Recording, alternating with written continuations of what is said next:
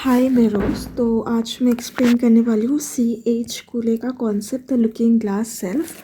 तो वो एक्सप्लेन करने से पहले तो उनके लाइफ के बारे में कुछ जान लेते हैं, उन्होंने कौन सा कंट्रीब्यूशन दिया है। डोंट वरी, ज़्यादा मैं उनके कंट्रीब्यूशन के बारे में बताऊँगी नहीं, जितना ज़रूरत है उतना ही। उसके बाद मैं डायरेक्ट उनके कॉन्सेप्ट में आ जाती। Don't worry. CH कूले का पूरा नाम जो है वो चार्ल्स हॉर्टन कूले है। तो वो एक अमेरिकन सोशियोलॉजिस्ट है and he is one of the founder of symbolic interaction. Okay. So उनका जो पर्सपेक्टिव था बेसिकली वो फोकस करता था on the subjective meaning individual attach to symbols. तो एक इंसान जो सिम्बल्स होता है उससे क्या मीनिंग अटैच करता है उसको लेके था। एंड वो जो मीनिंग्स है वो कैसे एक इंडिविजुअल के सोशल इंटरेक्शन, मतलब वो समाज में जैसे एक दूसरे से इंटरेक्ट करते हैं, बात करते हैं, how symbols influence that. So Cooley made significant contribution in self-socialization and the role of communication in society. तो वो मतलब उन्होंने ये जानने का कोशिश किया जो सेल्फ सोशलाइजेशन है वो सोसाइटी में कैसे होता है, और जो सोसाइटी में एक दूसरे से हम बात करते हैं वो उसका जो इफ़ेक्ट क्या पड़ता है। मतलब हम लोग एक दूसरे से बात करते हैं, ज़रूर उसको कुछ इफ़ेक्ट पड़ता है, उससे ज़रूर कुछ ना कुछ होता होगा सोसाइटी में। हम लोग एक दूसरे के बारे में कुछ सोचते हैं फिर जाके बात करते हैं, या फिर ना सोच के भी बात करते हैं। तो वही सब वो बेसिकली उन्होंने जानने का कोशिश किया। तो उनका जो जन्म हुआ था वो हुआ था एन ऑर्बोर, क्या नाम है पता नहीं, बहुत जगह पे हुआ था। और वो एक बहुत ही वेल एडुकेटेड एंड सोशली अच्छे परिवार से बिलोंग करते थे। उनके फादर का जो नाम था थॉमस कूले, वो भी एक जूरिस्ट थे। एंड उनकी जो मदर थी वो भी एक एक्टिविस्ट थे। तो उनका जो पारिवारिक माहौल था, अगर आप मेनली बाकी सोशोलॉजिस्ट को देखो, सारे ही मतलब थोड़े मिडिल क्लास या फिर थोड़े मतलब अंडर प्रिविलेज फैमिली से बिलोंग करते थे। बट इनका जो पारिवारिक माहौल था घर में वो बहुत अच्छा था। तो वो जब बड़े हो रहे थे इंटेलेक्चुअली स्टिमुलेटिंग एनवायरनमेंट, तो उनका जो शुरू के समय में ही उनका एक बहुत अच्छा इंटरेस्ट हुआ था सोशल इश्यूज़ में एंड ह्यूमन बिहेवियर में। मतलब वो बहुत ही ह्यूमन बिहेवियर फिर सोशल इश्यूज़ जो होता था सोसाइटी में तभी के टाइम पे, लाइक उनका जो जन्म हुआ था 1984, तब सोसाइटी में बहुत ज़्यादा चेंजेस हो रहा था। तो basically he observe the social changes and the social issues. तो उनके ऊपर बहुत उनका इंटरेस्ट था। तो उन्होंने अपना जो PhD किया था वो इकोनॉमिक्स में किया था फ्रॉम द यूनिवर्सिटी ऑफ क्या नाम है, मिचिगन। ओके। बट धीरे धीरे इकोनॉमिक्स से डायरेक्ट उनका इंटरेस्ट कहाँ पे बढ़ गया, सोशियोलॉजी में। मतलब उनको, क्योंकि सोशियोलॉजी आप जो टाइम देखो उनका जो बर्थ या फिर जो उनका ग्रोथ, वो टाइम पे सोसाइटी में सिंस बहुत ज़्यादा चेंजेस हो रहा था। तो sociology as a distinct subject भी ग्रोथ कर रहा था। तो उनका तभी उस टाइम पे सोशियोलॉजी में इंटरेस्ट आ गया। He began his academic career at the university of Michigan, so where he spend his professional life. तो उन्होंने एज अ प्रोफेसर, तो उन्होंने अपना पढ़ाई जो टीचिंग लाइफ है वहाँ पे उन्होंने अपना पूरा जो टाइम है वो वहीं पे। तो उनका सबसे फेमस जो वर्क है that is human nature and social order. ये human nature and social order book उन्होंने 1902 में, तो यही जो बुक है जहाँ पे उन्होंने ये जो अपना लुकिंग ग्लास सेल्फ का थ्योरी का कॉन्सेप्ट इसी बुक में दिया है। This book outline in sociological perspective have led the foundation for symbolic interactionism. Okay. तो नेक्स्ट जो पैरा है वो मैं डिटेल्स में आपको बाद में समझाऊंगी, फिर देखते हैं नेक्स्ट उनके बारे में हम लोग क्या पढ़ सकते हैं। तो बेसिकली मैंने आपको बता दिया कि उन्होंने लुकिंग ग्लास सेल्फ का कॉन्सेप्ट दिया था। ओके। और उन्होंने ये जो primary group and secondary group इसका भी कॉन्सेप्ट दिया था। तो प्राइमरी ग्रुप है जिनसे मतलब हम लोग ज़्यादा क्लोज है, शायद हमारे फैमिली, जो हमारे दोस्त होते हैं वो हमारे प्राइमरी ग्रुप होते हैं जिनसे हम ज़्यादा क्लोज है। ओके। और सेकेंडरी ग्रुप जैसे आसपास के जो लोग हैं जिनके साथ आपका कंपटीशन है, या फिर जिनको आप ज़्यादा करीब से नहीं जानते, वो होते हैं सेकेंडरी ग्रुप। ये बहुत ही इजी कॉन्सेप्ट है, मैं कभी आपको वीडियो में एक्सप्लेन कर दूँगी। ओके, मतलब प्राइमरी ग्रुप जिनसे आपका फेस टू फेस मतलब इंटरेक्शन होता है, यार प्राइमरी ग्रुप साइज में छोटा होता है। सेकेंडरी ग्रुप जो होता है वो थोड़ा मतलब बड़ा होता है, और उनके साथ आपको कोई पर्सनल रिलेशनशिप नहीं होता है। तो कूले जो थे वो अपने टाइम पे सोशल इश्यूज़ में भी बहुत ज़्यादा इन्वॉल्व थे, जैसे कि he advocated for social reform and believe in potential of education to bring about positive social change. तो वो मानते थे कि एडुकेशन जो है सोसाइटी में बहुत ज़्यादा पॉजिटिव चेंज ला सकते थे। Cooley serve as the 33 president of American sociological association in 1918 and was a key figure in development of sociology in United States. Um, Despite his impact on sociology, Cooley's work criticism for its lack of empirical research and reliance on, ये क्या लिखा है, इंट्रोसेप्शन। मतलब उनका जो work है ना, उन्होंने ज़्यादा एम्पेरिकल रिसर्च नहीं किया, लाइक नो फील्ड वर्क। उनका जो एक दिमाग पे थॉट आया, जो उन्होंने ऑब्जर्व किया, उसी के बेसिस पे उन्होंने थ्योरी बनाया है। कोई ऐसा कुछ एम्पेरिकल उनका रिसर्च नहीं है। Okay, however his ideas laid the groundwork for sociologists, particularly those who embrace symbolic interiorism and theoretical framework. Okay, so but फिर भी उनका जो काम है वो बहुत ही लोगों से तारीफ मिला है। बेसिकली जो थिंकर्स थे लाइक G.H. मेट्स, या फिर कौन है, हर्बर्ट ब्लूमर जो क्या नाम है, हर्बर्ट ब्लूमर, जो भी नाम है, हर्बर्ट ब्लूमर, उनसे जो सिंबॉलिक इंटरेक्शन है वो लोग बहुत ही उनके वर्क को मतलब तारीफ़ करते हैं। तो चलिए, ये तो उनका इंट्रोडक्शन हो गया। तो उनका मेन कॉन्सेप्ट में आते हैं, that is the concept of looking glass theory. तो ये उतना मुश्किल नहीं है, बस आपको थोड़ा समझना पड़ेगा। तो बेसिकली ये जो लुकिंग ग्लास सेल्फ थ्योरी है, उन्होंने अपना बुक जो मैंने बोला, human nature and social order में दिया है। तो जो पहले जो है लुकिंग ग्लास सेल्फ क्या है। लुकिंग ग्लास जो है यहाँ पे सोसाइटी है, मतलब समाज। तो समाज, सोसाइटी जो है वो act as a mirror. Society, हम लोग सोसाइटी में अपना शक्ल देखते हैं, उसके बेसिस पे सोसाइटी हमें जो दिखाता है हम वही सोच लेते हैं कि हम वो है।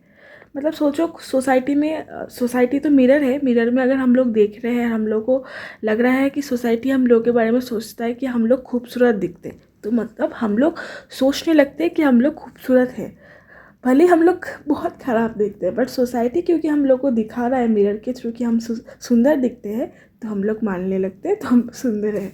तो एनीवेज, ये एग्ज़ाम में लिखना टीचर माइनस कर देगा। एनीवेज, तो ये जो लुकिंग ग्लास सेल्फ है ना, वो हम लोग के सेल्फ एस्टीम जो हम लोग का सेल्फ एस्टीम है, उस पर बहुत इफ़ेक्ट करता है।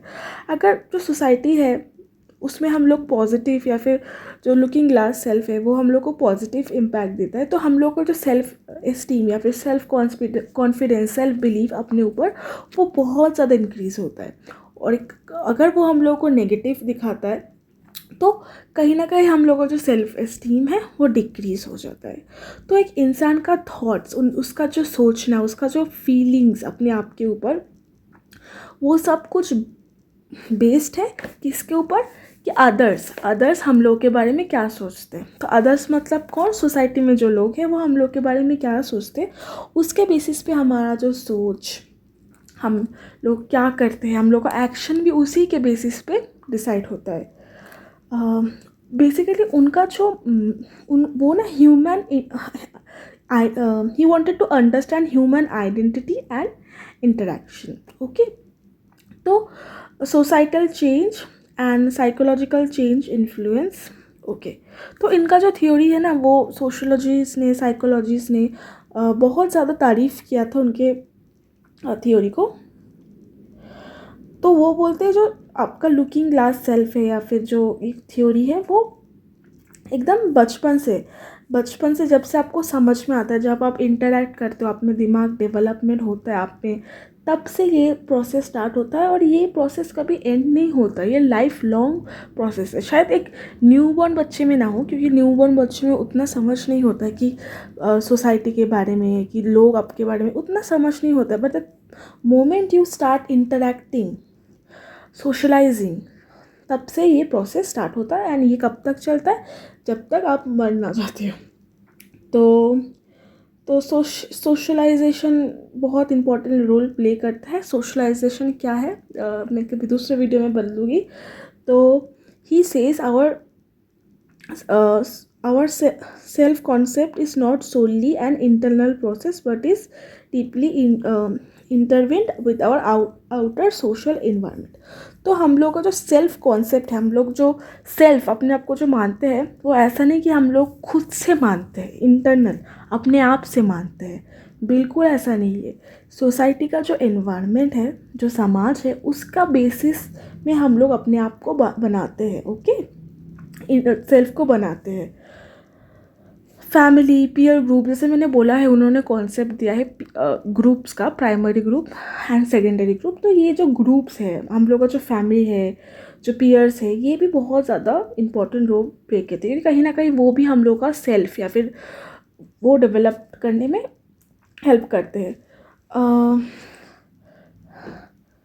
तो एक कहावत है, self and social are the two sides of same coin. तो सोचो एक कॉइन है, एक साइड में सेल्फ है, एक साइड में सोशल है। तो दोनों सेम ही है। जो सेल्फ है वो आपका वो सोसाइटी से ही बनता है, उनके बातों के मतलब यही है। तो अब मुझे आप कंफ्यूज मत हो जाइए, मैं आपको डिटेल में और समझा रही हूँ। और अ पर्सन में थिंक यू आर, जैसे एक एग्जाम्पल, एक इंसान आपको समझे कि आप एरोगेंट है, बट आप असल में एरोगेंट नहीं हो। आप शायद मतलब सोचो एक पर्सन है, आपको सोच रहा है कि आप एरोगेंट है क्योंकि आप उनसे बात नहीं करते हो। आप क्यों नहीं बात करते हो? आप शायद एरोगेंट नहीं हो, शायद आप शाई हो, इसलिए आप बात नहीं कर पाते हो। बट वो इंसान तो आपके बारे में सोच ले रहा है ना कि आप एरोगेंट है, शायद वो आप हो भी नहीं। तो मतलब समझ रहे हो क्या बोल रही हूँ? एक लोग आपके बारे में गलत पर्सपेक्टिव भी बना लेते हैं। तो यहाँ पे I am what I think you I am, उनका कुछ कॉन्सेप्ट है ये, I am what I think you I am. This is well we don't usually react by the way we think of our self, we also don't react the way what you think they think. क्या पता नहीं, उनका एक coat है ये बहुत famous, मुझे ये कोट एकदम समझ में नहीं आता है। तो मैं आपको एक एग्ज़ाम्पल, ये जो एग्ज़ाम्पल है ये शायद मैंने कोई यूट्यूब वीडियो में ही देखा था, मुझे बहुत अच्छा लगा। तो ये कोट आपको इजीली ना ये एग्ज़ाम्पल के थ्रू समझ में आएगा। सोचो आप लाइक कोई रेस्टोरेंट में बैठे हो, तो आप बस नॉर्मली बैठे हो, मतलब अच्छे कपड़ा वपड़ा पहन के, तो आपको अचानक से लगा, आपको बस लगा कोई सामने से कोई इंसान बैठा है, वो आपके तरफ देख रहा है। तो आपको लगा कि वो इंसान मेरी तरफ इसलिए देख रहा है, शायद मैं ख़राब दिख रहा हूँ इसलिए। तो आपने क्या किया, अपने आप को अचानक से आपका कपड़ा वपड़ा ठीक करने लगा, अपने मिरर निकाल के अपना स्किन मेकअप सब कुछ चेक किया, आपके बाल चेक करने लगे। बट असल में ऐसा कुछ है ही नहीं, शायद वो पर्सन आपके तरफ देख ही नहीं रहा होगा, शायद वो किसी दूसरे की तरफ देख रहा है। तो बस आपने अपने मन में बना लिया है कि शायद वो पर्सन मेरी तरफ देख रहा है, मतलब मेरे में कुछ गड़बड़ है। तो गड़बड़ है, समझ में आ रहा है मैं क्या बोल रही हूँ? उसके पहले तक आपको क्या लग रहा था कि आप रेस्टोरेंट में जब बैठे थे तब आपको लग रहा था कि आप अच्छे दिख रहे हो, but the moment the person, जो सामने वाला इंसान है, वो आपकी तरफ देखता है, तो आप थोड़े कॉन्शियस हो जा रहे हो, आपका जो सेल्फ एस्टीम, सेल्फ कॉन्फिडेंस है वो लो हो जा रहा है। तो बेसिकली यहाँ पे क्या हो रहा है, आप वो नहीं हो जो आप सोचते हो। आप अच्छे दिखते हो, आप सोचते हो कि आप अच्छे दिखते हो, शायद आप वो नहीं हो। सामने वाला आपको सोचता है कि आप ख़राब दिखते हो, आप वो भी नहीं हो। तो आप हो क्या? आप हो कि सामने वाला, आप जो सोचते हो ना कि सामने वाला आपके बारे में जो सोचता है वो आप हो। तो बेसिकली इंग्लिश में उन्होंने जो कोट दिया है, I am not what I think I am, मैं वो नहीं हूँ जो मैं अपने बारे में सोचती हूँ। जैसे मैं अपने आप को खूबसूरत समझती हूँ, I am not what you think I am. आप मुझे बदसूरत समझते हो, वो भी मैं नहीं हूँ। आई am what I think you think I am. मैं वो हूँ जो मैं सोचती हूँ कि आप मेरे बारे में सोचते हो, मतलब ख़राब ही दिखती हूँ। हाँ, तो बेसिकली यही है, मतलब शायद आप मेरे बारे में नहीं सोच रहे हो ख़राब, आप शायद नहीं सोचते हो कि मेरे बारे में कि मैं ख़राब दिखती हूँ, बट मैंने कहीं ना कहीं मैंने एक मिस कंसेप्शन बना लिया कि आप शायद ये सोचते हो, तो उसी के बेसिस पे मैं अपने आप को भी सोच रही हूँ। ओके, सो आई होप थोड़ा बहुत समझ में आ रहा है। तो उनका जो क्या हो रहा था, उनका जो स्टडी था, तो वो बेसिकली रिसर्च या फिर जो भी था उनका रिसर्च इस बेसिस के वही जो हम लोग ह्यूमंस हैं वो क्यों एक सर्टेन बिहेवियर करते हैं, सर्टेन वे में बिहेव करते हैं। तो how society by looking everyday interaction, तो उन्होंने रोल ऑफ कम्युनिकेशन में भी बहुत ज़्यादा फोकस किया। तो इसके बाद नेक्स्ट में जो पार्ट लाऊंगी ना, उसमें मैं थोड़ा जो श्रीनिवास ने क्या CN शंकर राव का जो बुक है उसमें से एक्सप्लेन करूँ, क्योंकि ये वीडियो थोड़ा बड़ा हो गया है। तो नेक्स्ट वीडियो में मैं उनका जो कॉन्सेप्ट है उसका जो उन्होंने 3-4 फीचर्स दिया है, फीचर्स नहीं 3 पॉइंट्स है, वो भी मैं वो एक्सप्लेन करूँगी। कि ये बस एक इंट्रोडक्शन वीडियो था, नहीं तो वीडियो बहुत बड़ा हो जाएगा। नेक्स्ट वीडियो में मैं एक्सप्लेन कर दे रही हूँ। ओके।